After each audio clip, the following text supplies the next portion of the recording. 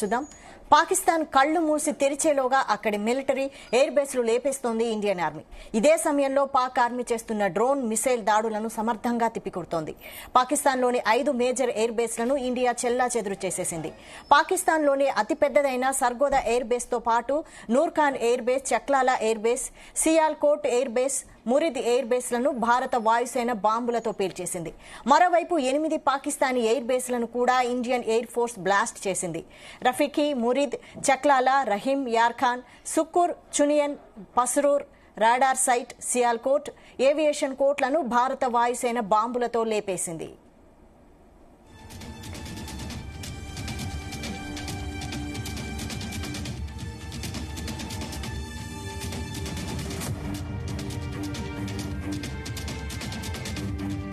कि पाकिस्तान ने high speed missile सुबह 1:40 पर इस्तेमाल करके पंजाब के एयरबेस स्टेशन को दागने की कोशिश की।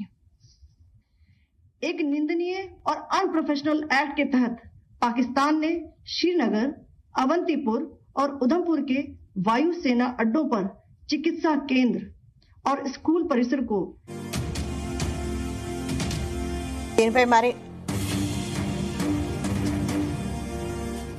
దీనిపై మరిన్ని అప్డేట్స్ మా చీఫ్ న్యూస్ కోఆర్డినేటర్ రాధాకృష్ణ అందిస్తారు. రాధాకృష్ణ,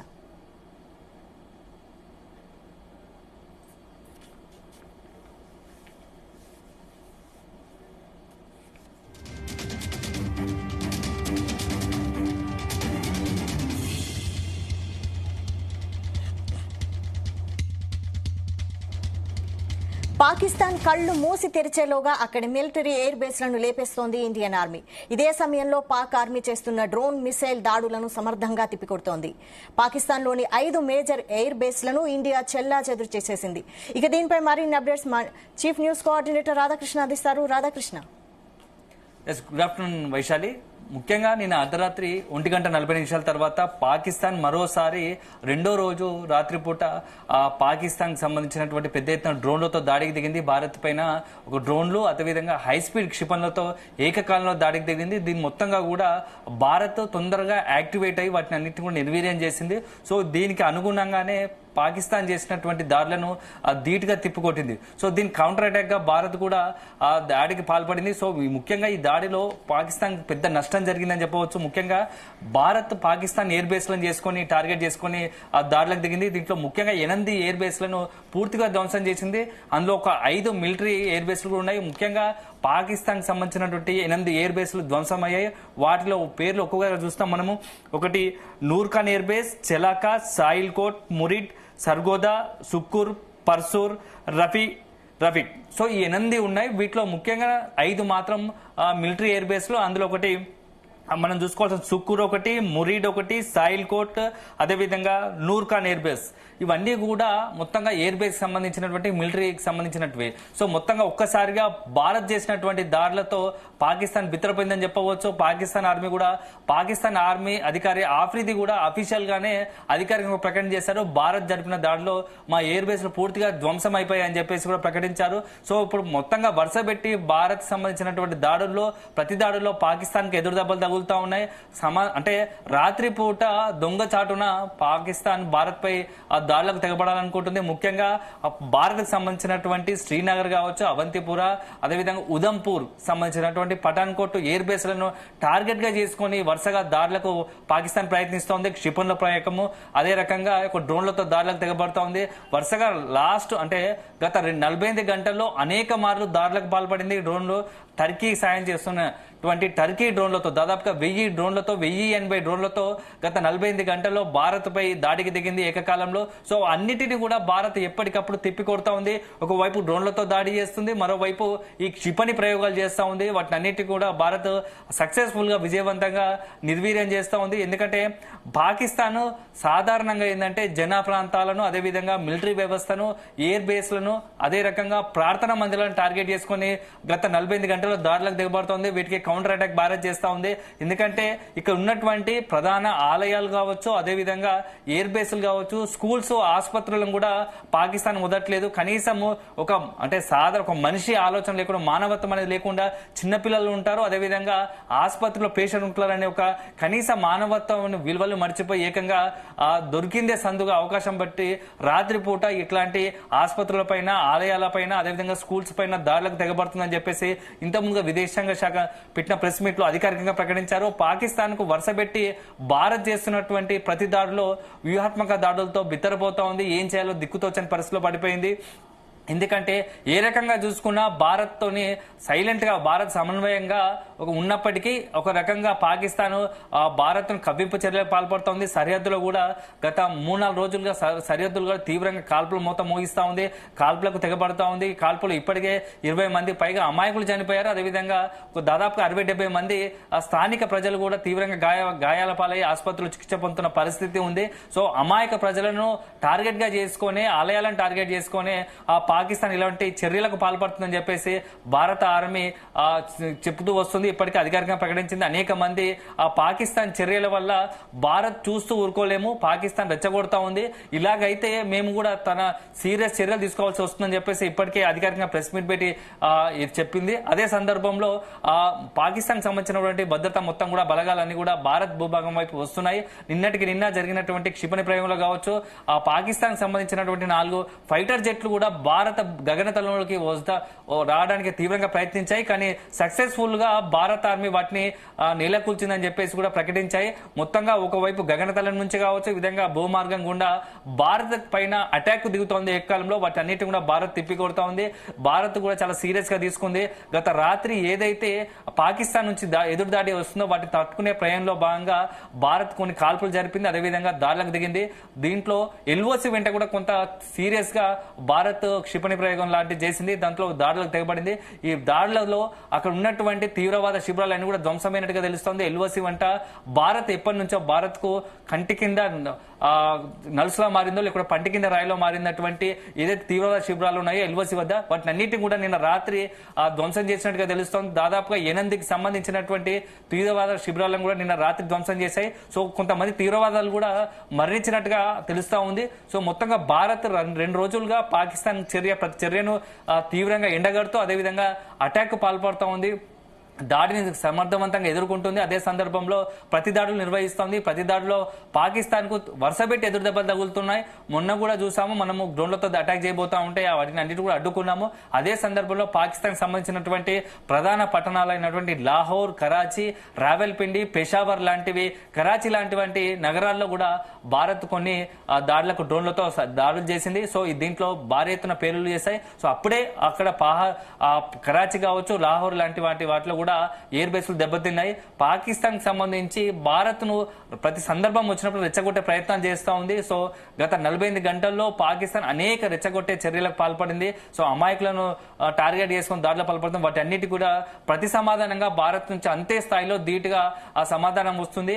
ఇక నుంచి భారత్ వేసే ప్రతి అడుగు పాకిస్తాన్ కు మరింత నష్టం కలిగించేలా ఉండబోతోంది. పాకిస్తాన్ చర్యలు ఊహించని తీరుగా ఉంటున్నాయి.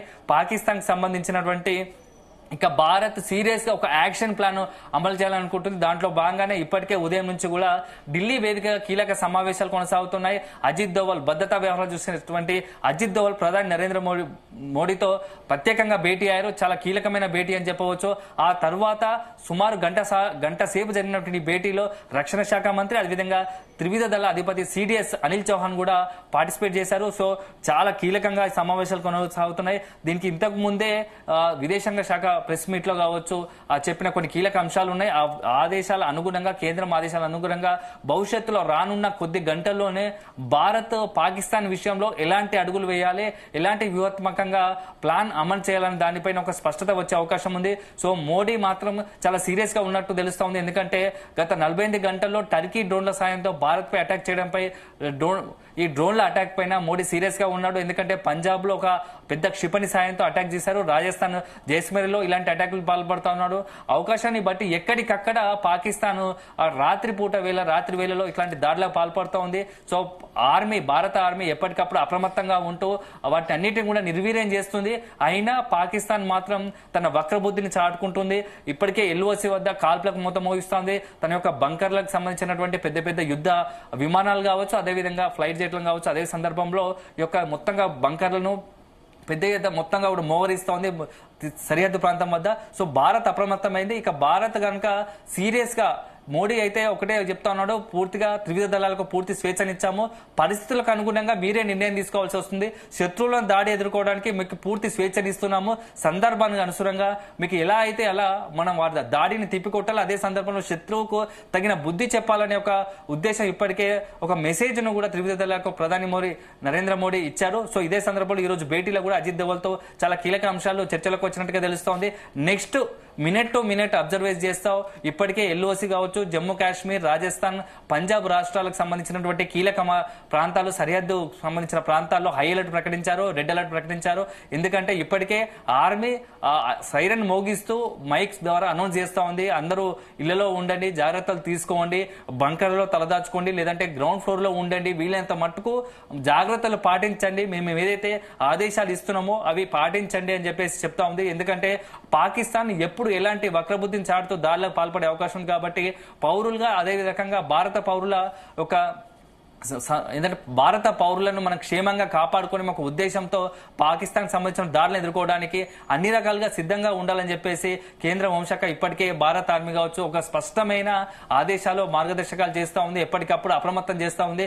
ఇప్పటికే సరిహద్దు ప్రాంతాల్లో మొత్తంగా కూడా ప్రజలను సురక్షిత ప్రాంతం తరలించారు. కొంత సందర్భంలో ఎవరైతే ఉన్నా అక్కడ పరిస్థితుల్లో ఇప్పుడున్న పరిస్థితుల్లో వాటిని తరలించడానికి సిద్ధంగా లేని వాటి అందరినీ కూడా అప్రమత్తంగా ఉండాల్సిన కోరుతుంది. సో మొత్తంగా తీవ్ర ఉద్రిక్త పరిస్థితులు నెలకొన్నాయి. మినిట్ టు మినిట్ ప్రధాని నరేంద్ర మోడీ, కేంద్ర హోంశాఖ మంత్రి అమిత్ షా, అదేవిధంగా రక్షణ శాఖ మంత్రి రాజ్నాథ్ సింగ్ ఎప్పటికప్పుడు మొత్తంగా సరిహద్దు ప్రాంతాలు ఉన్నటువంటి పరిస్థితిని అలర్ట్ చేస్తా ఉన్నారు, అదేవిధంగా సమీక్షిస్తున్నారు. దీంతో పాటుగా దేశవ్యాప్తంగా హై అలర్ట్ ప్రకటిస్తున్నారు. ఎందుకంటే ఎయిర్పోర్ట్ల వద్ద భద్రతను కట్టుదిట్టం చేశారు. ప్రయాణికులకు తప్ప ఇతరులకు ఎవరైతే ఇతర అన్నిటికీ కూడా మొత్తం అనుమతి నిరాకరించారు. సో ఎయిర్పోర్ట్ల వద్ద హై అలర్ట్ ప్రకటించారు. అదే సందర్భంలో ఆలయాల వద్ద కూడా, ఎందుకంటే నిన్న మొన్న చూసుకుంటే మనము ఆ శంభు ఆలయం అదేవిధంగా వైష్ణవి దేవి ఆలయం టార్గెట్ గా కూడా పాకిస్తాన్ కొన్ని దాడులకు తెగబడదాలనుకుంది. సో వాటిని భారత ఆర్మీ తీవ్రంగా వాటిని తిప్పికొట్టింది, సక్సెస్ఫుల్ గా విజయవంతం కొట్టింది. లేకుంటే ఆ ఆలయాలకు సంబంధించి కొంత ధ్వంసం అయ్యేది. సో మొత్తంగా కూడా ఆలయాల విషయంలో కూడా జాగ్రత్తగా ఉండాలి.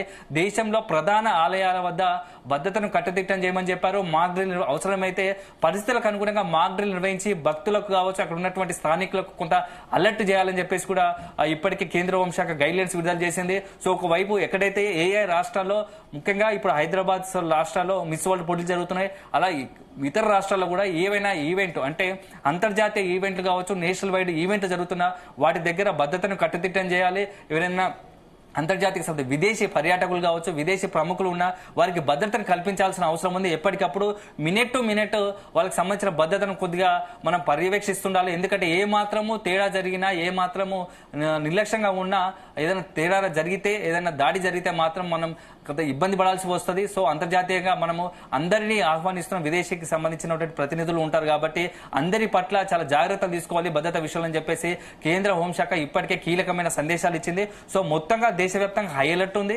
సరిహద్దు రాష్ట్రాల వంటి రెడ్ అలర్ట్ కొనసాగుతోంది. ఎప్పటికప్పుడు అక్కడ అనౌన్స్మెంట్ కొనసాగుతోంది. మరి సాయంత్రం 6 దాటితే బ్లాక్అవుట్లకు కూడా సిద్ధమవుతోంది. సో చాలా కీలకమైన సమయం అని చెప్పవచ్చు ఈ రోజు తర్వాత. ఎందుకంటే నిన్నటి నుంచి నిన్న మొన్న పరిణామాల నేపథ్యంలో భారత్ ఈసారి పాకిస్తాన్ కు రాత్రి టైంలో అటాక్ చేసే అవకాశం ఇవ్వదని అనుకుంటున్నారు. దానికన్నా ముందే భారత్ వ్యూహాత్మకంగా పాకిస్తాన్ కు అటాక్ దిగే అవకాశాలు కనబడుతున్నాయి. ఎందుకంటే ఈ రోజు భేటీలో అదే కీలకంగా మారుతా ఉంది. ఎందుకంటే పాకిస్తాన్ అటాక్ చేసే లోపే ముందస్తుగా మనం కూడా అటాక్ చేస్తే బాగుంటుంది. ఎందుకంటే ఇప్పటికే 2 సార్లు చూసాం. 2 రోజులుగా పాకిస్తాన్ డ్రోన్లతో అటాక్ చేస్తోంది. సో ఇక మించిపోయింది. మనం చాలా సమన్వయంగా ఉన్నాం, ఓపికగా ఉన్నాం. ఇక పాకిస్తాన్ కు ఏమాత్రం అవకాశం ఇవ్వద్దు. ఇదే సరైన ఒకవైపు తీవ్రవాదులను ప్రోత్సహిస్తూ తీవ్రవాదులను భారత భూభాగంలోకి రెచ్చగొడుతూ చొరబాటు ప్రయత్నిస్తుంటుంది. మరోవైపు ఇప్పుడు పాకిస్తాన్ చర్యలు మనం ఇక తీవ్రంగా ఖండించాల్సిందే. ఇక పాకిస్తాన్ కు ఇది సరైన బుద్ధి చెప్పే సమయం అని చెప్పేసి అంతా కూడా డిమాండ్ వస్తున్న నేపథ్యంలో ఆ వైపుగా అడుగులు ఉంటాయని ఆశిస్తున్నాము. Right, thank you Radhakrishna.